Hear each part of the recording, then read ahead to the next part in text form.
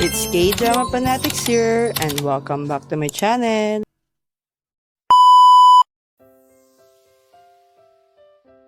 Family by Choice Episode 14 begins with Hae Jun in disbelief over Sanha and Juwon's relationship. He becomes increasingly angry, feeling abandoned now that Juwon and Sanha might become a real family, leaving him out yet again.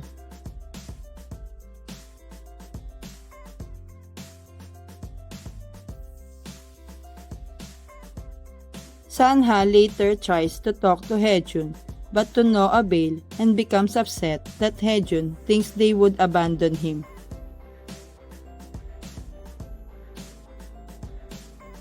The next day, while Hae Jun is out running, Park Dal follows him but ends up crashing and getting a cast on her leg. Hae Jun assumes Juwon sent her to placate him, though the reality is that Park Dal heard about the situation and decided to check on Hae Jun herself. Through Sanha, Juwon discovers that Hae Jun's father had another child in the United States.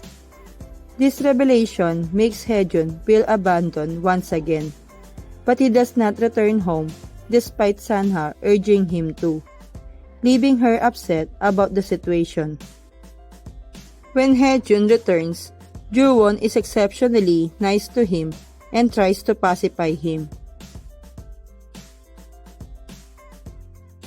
The next day, Sanha's father visits the hospital and ends up having lunch with him and Hae Jun, mistakenly assuming she might be his girlfriend.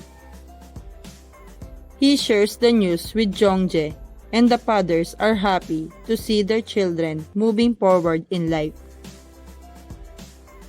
Elsewhere, Sanha picks Juwon up from work and they return to find Hae Jun waiting with a long list of dating rules for Sanha to follow. This hilariously leads to reconciliation on the condition that Sanha refers to Hae Jun as Youngnim.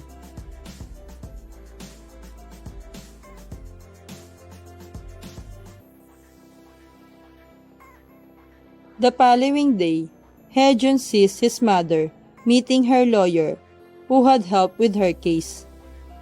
His mother notices him and calls out just as he's leaving. Their encounter results in Hae Jun finally expressing his feelings, leading both to break down emotionally before Hae Jun walks away.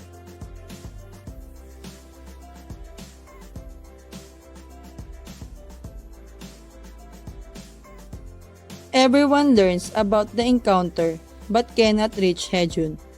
Eventually, Hae Jun calls Park Dal over to seek her advice. Taking Dal's suggestion, Hae Jun asks his mother why she left him, and she reveals everything.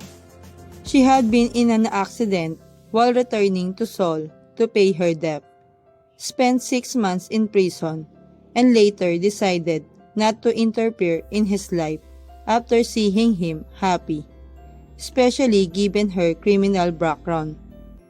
Jongjae also arrives at the salon after locating Hae Jun, who breaks down about always feeling abandoned.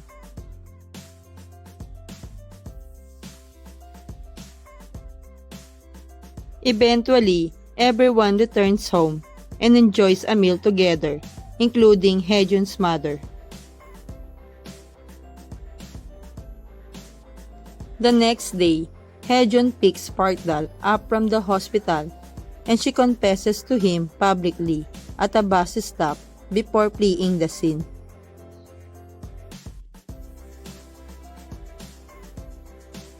Later, Hae Jun drops off medicine for her at Juwon's house.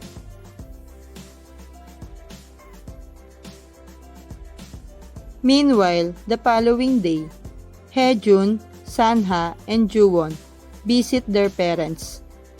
This time, Sanha and Juwon reveal their relationship. The episode ends with the two of them dropping the bombshell.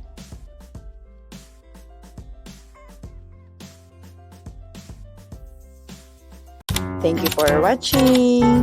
Don't forget to subscribe, like, and share.